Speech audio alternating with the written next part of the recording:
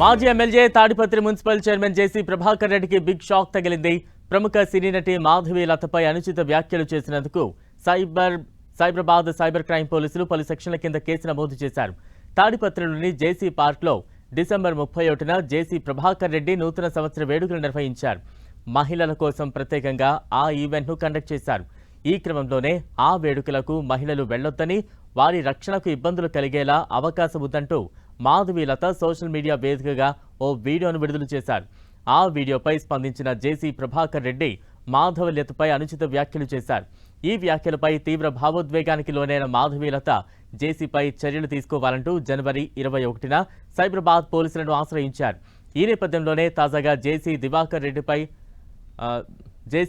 ప్రభాకర్ రెడ్డిపై cyber crime పోలీసులు case నమోదు చేశారు.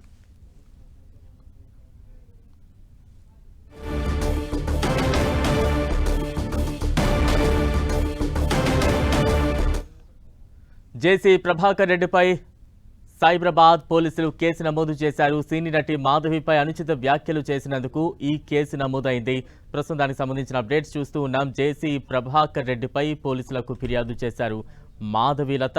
తాడిపత్రి మున్సిపల్ చైర్మన్ జేసీ ప్రభాకర్ రెడ్డికి షాక్ ఇచ్చారు సైబరాబాద్ పోలీసులు. జేసీ ప్రభాకర్ రెడ్డిపై కేసు నమోదు చేశారు సైబరాబాద్ పోలీసులు. తాడిపత్రి మున్సిపల్ చైర్మన్ జేసీ ప్రభాకర్ రెడ్డికి షాక్ తగిలింది. సినీ నటి మాధవి లత ఫిర్యాదు నేపథ్యంలో సైబరాబాద్ పోలీసులు రంగంలోకి దిగారు. ఆయనపై ఎఫ్ఐఆర్ నమోదు చేశారు. దీనికి సంబంధించిన బ్రేకింగ్ న్యూస్ మనం చూస్తూ ఉన్నాం.